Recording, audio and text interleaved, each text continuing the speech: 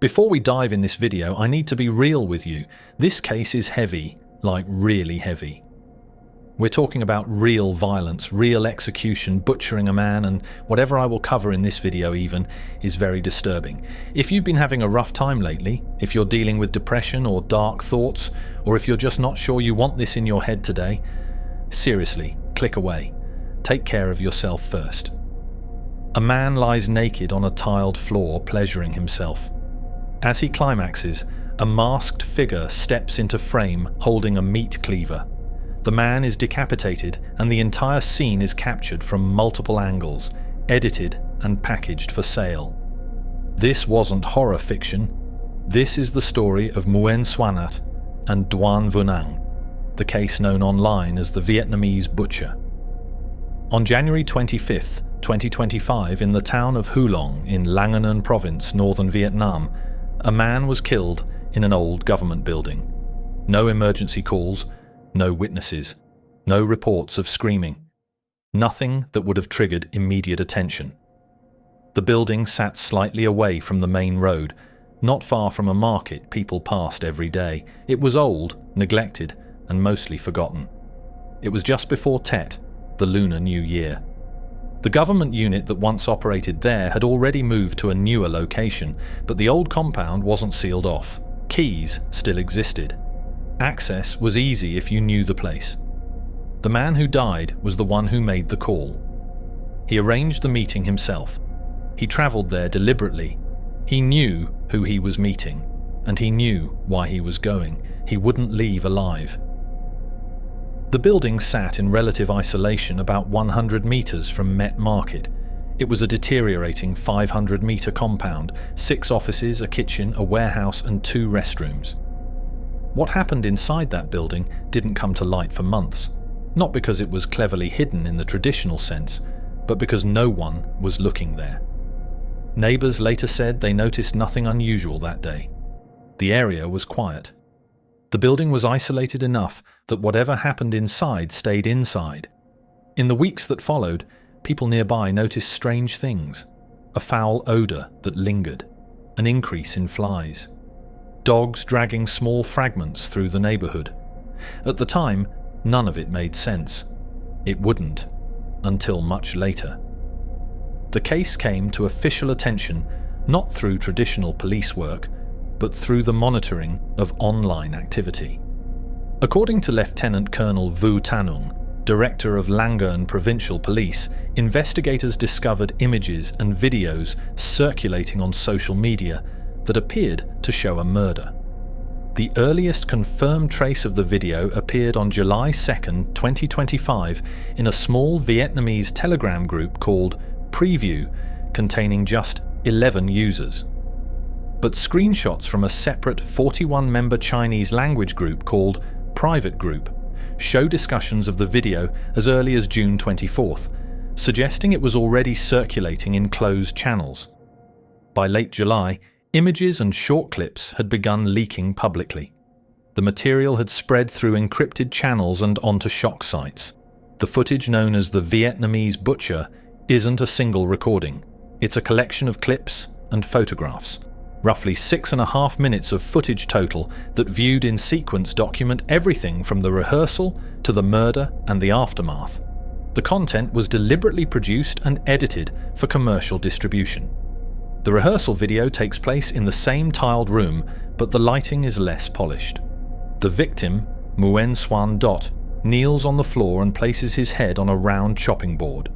The perpetrator, wearing an anonymous mask and Adidas tracksuit, stands over him, holding the cleaver.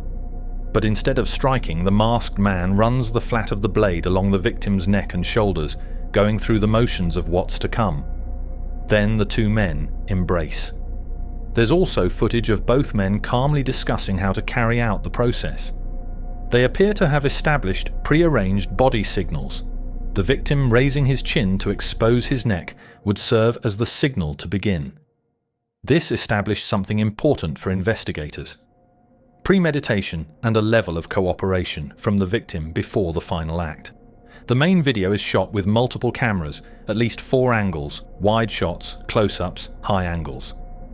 The victim lies naked on the tiled floor, his head resting on the chopping board. A shower curtain had been laid out to catch the blood, though it would prove inadequate for the spray. He masturbates. The footage follows this until the moment of climax. At that exact moment, the masked perpetrator enters the frame and stands over him. The decapitation isn't a single frantic blow, it's a series of methodical, deliberate strokes. The camera work captures everything, the cross-section of the neck's airway and esophagus visible. Blood pooling on the floor. After the head is fully severed, the perpetrator drags it away from the body by the hair. But the footage continues. Subsequent clips show systematic dismemberment, the perpetrator using the cleaver and other tools to sever limbs and carve up the torso. All filmed with the same multi-camera setup. The killer moves with calm expertise, like someone who has experience with butchering animals. The final sequence is the most disturbing. The dismembered body parts, including the head and limbs, are arranged in a large pot alongside what appears to be ingredients for a traditional stew. Vegetables, broth, Chinese medicinal herbs for seasoning. The presentation resembles a Vietnamese dish called hum tuk bak. The head was placed on a serving plate before being added to the boiling pot, hair still intact. The multiple cameras, clean editing, and consistent lighting make it clear just how much consideration went into the production. And all of these videos and photographs were organized into packages for sale. According to multiple sources, 11 video clips and 98 photographs were being sold on dark web marketplaces, through Telegram channels, and on BUTBA, a Chinese online community platform with forums catering to niche interests. Prices range from 89 yen, about $12 for basic group access, up to 198 yen, around $28 for premium membership with additional content. Some listings indicated the material had been available since at least February 2025. Vice magazine, which was the first established media outlet to report on the case in August 2025, described it as potentially the first authentic snuff film ever documented. The article drew comparisons to other notorious cases. Armen May in Germany, who killed and consumed a willing victim in 2001.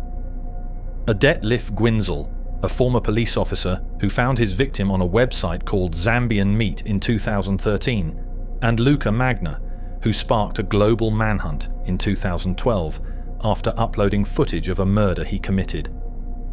But none of those qualified as true snuff films, the article noted, because they weren't produced for commercial gain.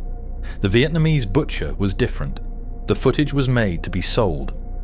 Vietnamese police, working with digital crime specialists from the Ministry of Public Security, began tracing the footage back to its source. But they weren't the only ones searching. Online investigators, amateur detectives on Reddit, Facebook groups, gore sites had already been working on the case for months. They analysed the regional Vietnamese accent in the audio. They identified the specific shop that sold the floor tiles visible in the footage. They traced the brand of the meat cleaver and the chopsticks laid out next to the dish of meat.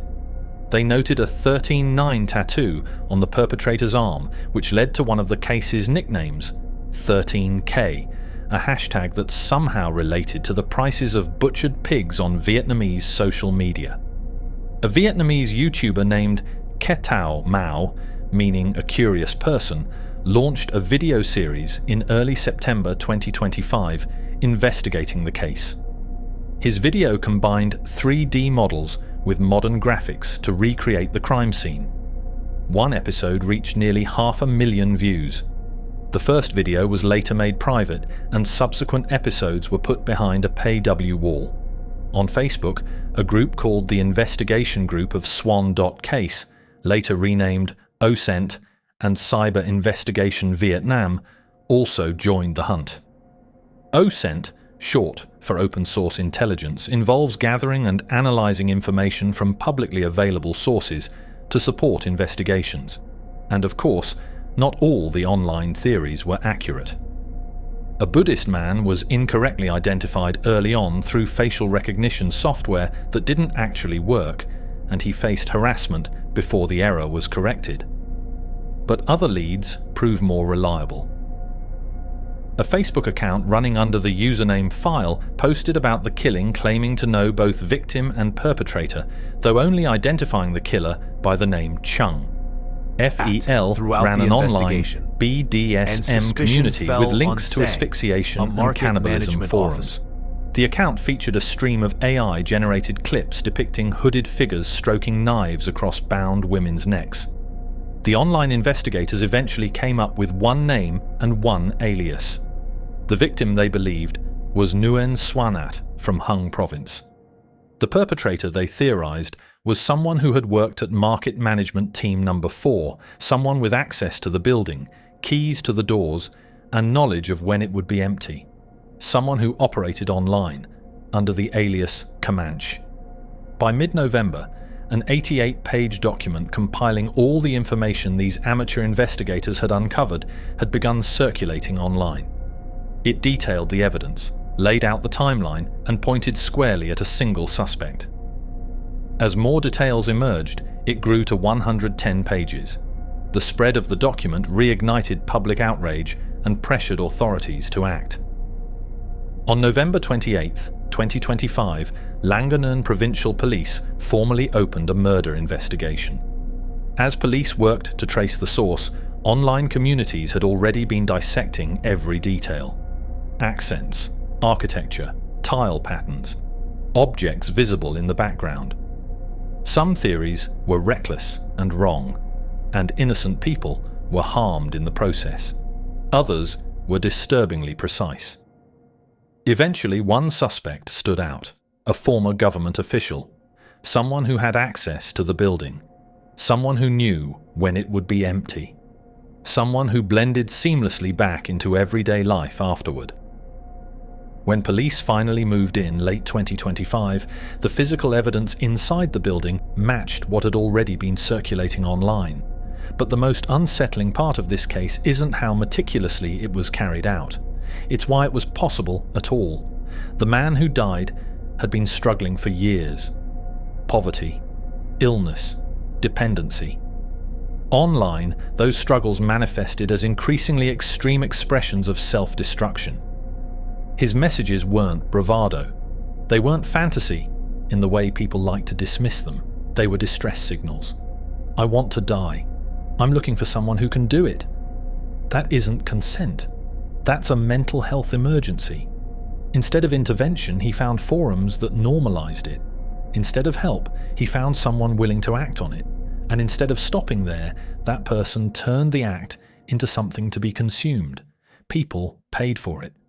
That's the part my brain refuses to process. Somewhere out there, people didn't stumble onto this by accident. They searched for it. They paid money. They watched a real person die. We like to believe those people are rare, that they exist at the edges of humanity, but the platforms exist. The marketplaces exist. The demand exists. Enough demand to make murder profitable, and that should terrify us. Because this isn't just about one killer and one victim. It's about what happens when unregulated spaces normalize extreme harm and vulnerable people fall into them unnoticed. When algorithms connect suffering to exploitation, when curiosity